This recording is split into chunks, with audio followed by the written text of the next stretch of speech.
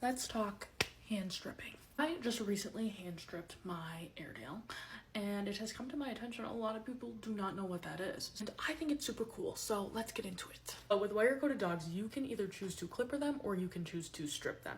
When you're stripping them, ultimately you're pulling the dead hairs out of their coat so then new hairs can emerge in their place. And then this maintains not only the color of their coat, but also the texture.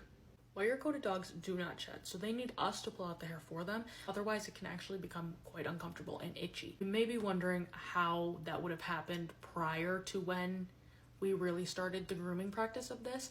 And traditionally, when they were out working in the field, they would get caught on bushes and debris and trees, what have you, and the hair would get stuck and be pulled out. It should also be noted that in this process, when it is done correctly, it does not hurt the dog at all.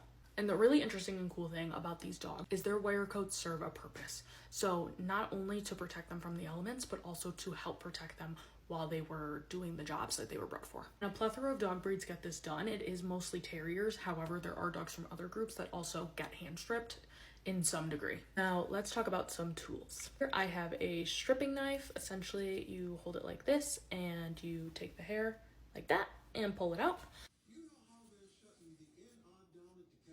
I have a pumice stone, which same kind of deal, you just hold it a little different. And I do have some rubber thimbles, and these just help with grip. These two are my favorite.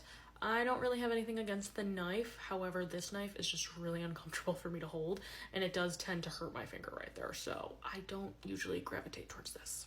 The great thing about the knife and the stone too is they can also be used for something called carding.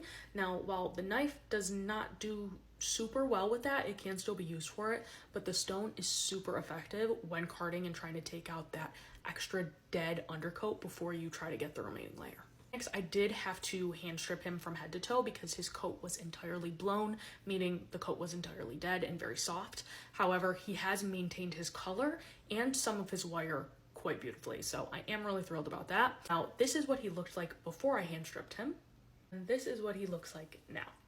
So he's definitely not perfect, but I am very proud of my work considering I have not stripped him in probably about 3 to 4 years. And even though I've known how to do it, I'm definitely not an expert.